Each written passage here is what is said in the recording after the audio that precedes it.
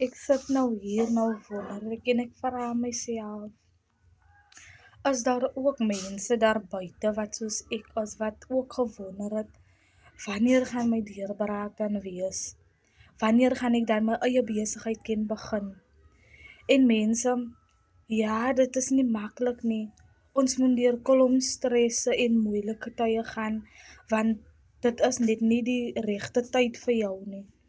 En ek meen, jy sê net vir jouself, wanneer dan? Wanneer gaan ek dan by die regte besluit uit kan kom wanneer ek nie begin nie?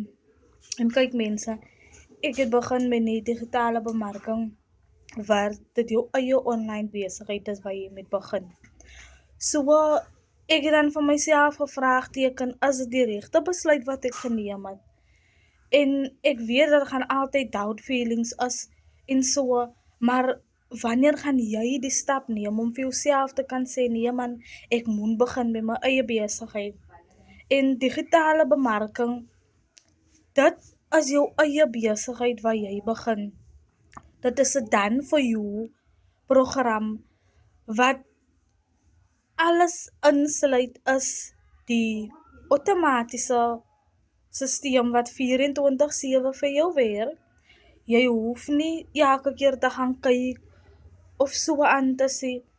Hy werk vir jou 24/7. Al slaap jy, al is jy besig met iets anders, al is jy offline, hy werk net vir jou. En ek meen mense, om produkte te kan hê waar jy net hoef op te werk. Jy hoef niks te create van scratch af en so nie.